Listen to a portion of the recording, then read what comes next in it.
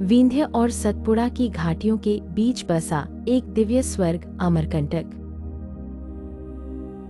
अमरकंटक की सुंदरता का पहला अद्भुत दृश्य है कपिलधारा। लगभग 100 फीट की ऊंचाई से गिरता नर्मदा का यह निर्मल जल और चारों ओर फैली हरियाली महर्षि कपिल की कठोर तपस्या की गवाही देती है।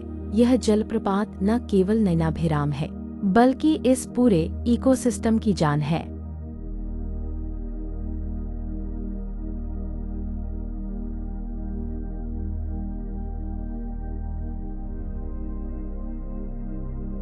अमरकंटक की इस यात्रा में सोनमुड़ा का अपना एक विशेष और ऐतिहासिक स्थान है।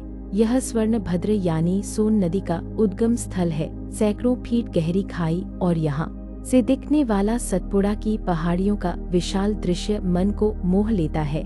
सोनमुड़ा की ये शांत वादियाँ हमें प्रकृति की असीम शक्ति और विशालता का एहसास कराती हैं।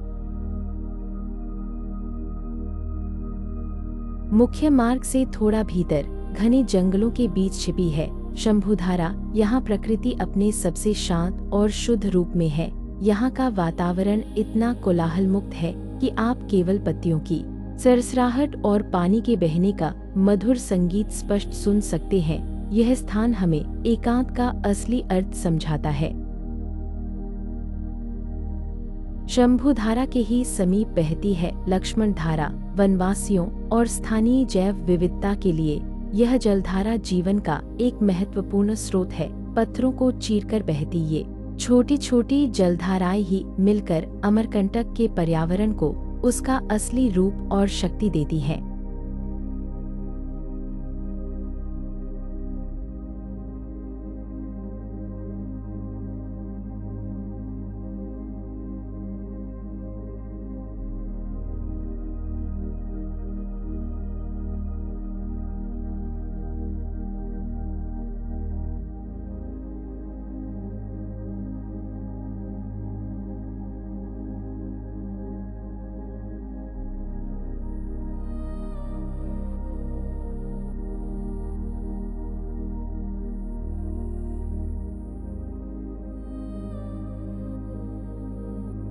बीहड़ और कुछ दुर्गम रास्तों से होकर हम पहुंचते हैं दुर्गाधारा। यह जलप्रपात अपनी प्राकृतिक कठोरता और सुंदरता दोनों के लिए जाना जाता है।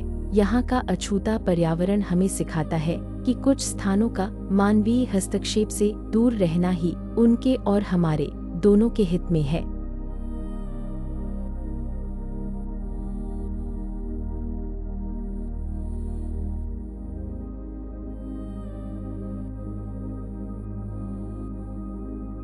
अब चलते हैं माई की बगिया की ओर। मान्यताओं के अनुसार यह माता नर्मदा के बचपन का क्रीड़ा स्थल है। यहाँ खिलने वाले गुलबकावली के फूल और दुर्लभ औषधि पौधे इसे एक प्राकृतिक खजाना बनाते हैं। यह स्थान हमें याद दिलाता है कि प्रकृति का संरक्षण तो हमारे संस्कारों में ही बसा है।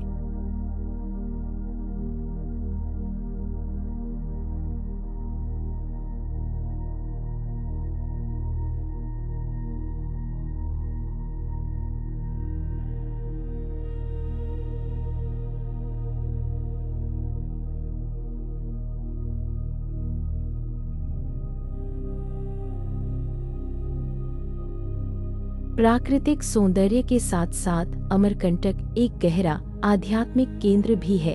कबीर चबूतरा वह पावन स्थल है जहाँ संत कबीर दास जी ने ध्यान किया था। यह स्थान हमें सिखाता है मनुष्य और प्रकृति के बीच का सच्चा तालमेल। समय के साथ बढ़ते पर्यटन और मानवीय दबाव को देखते हुए अमरकंटक के पर्यावरण को एक संजीवनी की आवश्यकता है।